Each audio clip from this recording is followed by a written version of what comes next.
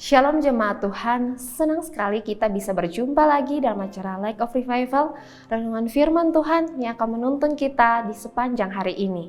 Mari kita melihat bagian firman Tuhan yang akan kita renungkan di pagi hari ini di dalam Yohanes 14 ayatnya yang ke-13 sampai dengan ayatnya yang ke-14. Dan apa juga yang kamu minta dalam namaku, aku akan melakukannya, supaya Bapa dipermuliakan di dalam Anak. Jika kamu meminta sesuatu kepadaku dalam namaku, aku akan melakukannya. Doa yang dikabulkan. Perikop dari kitab Yohanes 14 ini diawali dengan Tuhan Yesus menguatkan murid-muridnya dengan kata, "Jangan gelisah." Ini dikarenakan kondisi dari setiap murid-murid yang sedang gelisah, yang sedang khawatir, karena telah diberitahukan oleh Tuhan Yesus bahwa sebentar lagi Tuhan Yesus akan meninggalkan mereka.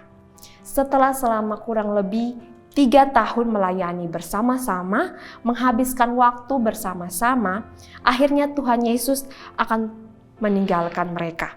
Tentu ini tidak mudah.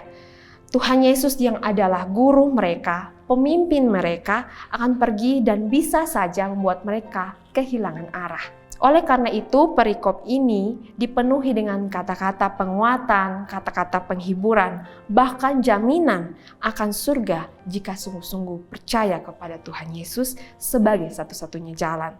Selain itu, Tuhan Yesus juga membahas tentang doa yang dikabulkan. Doa seperti apakah yang dikabulkan itu? Mari kita melihat.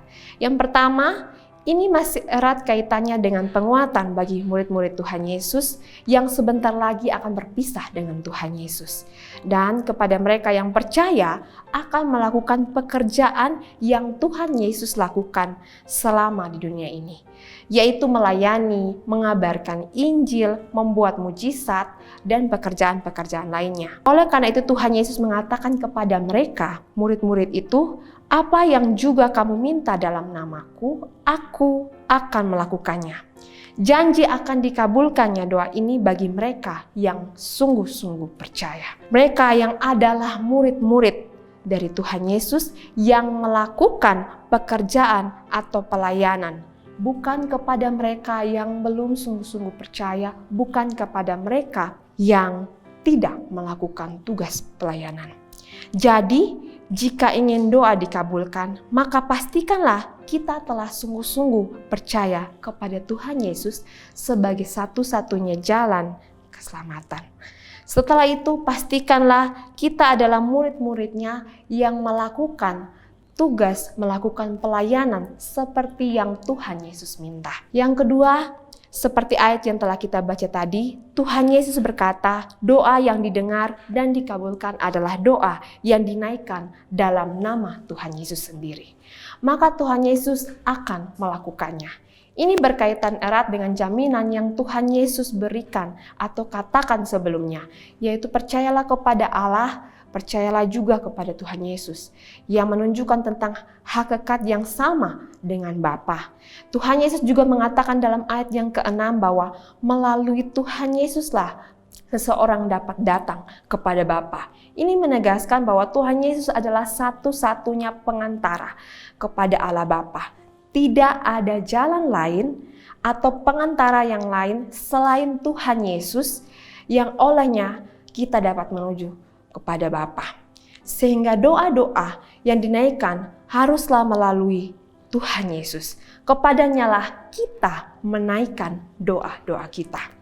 Yang ketiga, perhatikanlah kalimat terakhir dari ayatnya yang ke-13. Aku akan melakukannya supaya Bapa dipermuliakan di dalam Anak. Doa yang kita naikkan kepada Tuhan Yesus pada akhirnya dengan maksud agar Allah Bapa dipermuliakan di dalam Anak. Melalui doa-doa itu Bapa dipermuliakan. Berarti doa-doa yang kita naikkan haruslah doa yang benar-benar dapat mempermuliakan Bapa, benar-benar dapat mempermuliakan Anak. Jangan asal meminta, jangan sesuai keinginan kita saja, jangan hanya untuk senang-senang atau kepuasan diri kita, tapi biarlah doa yang kita naikkan adalah doa yang nanti pada akhirnya ketika didengar mempermuliakan Allah Bapa.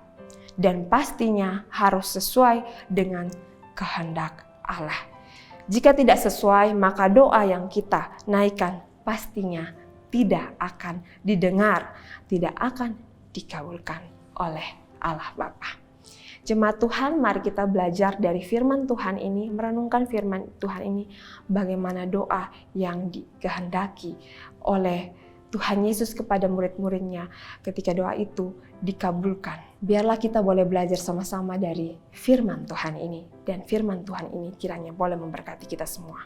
Mari kita sama-sama berdoa. Terima kasih Tuhan Yesus untuk kesempatan di mana kami boleh merenungkan firman-Mu Tuhan. Biarlah melalui firman-Mu ini kami boleh belajar, kami boleh mengerti doa yang sesuai dengan kehendak-Mu, doa yang dapat mempermuliakan Bapa. Terima kasih Tuhan Yesus untuk kesempatan ini. Biarlah kami boleh belajar dan kami boleh ditegur melaluinya. Dalam nama Tuhan Yesus Kristus kami telah berdoa. Amin. Jemaat Tuhan, mari jadikan firman Tuhan sebagai pelita dan terang dalam kehidupan kita. Tuhan Yesus memberkati kita.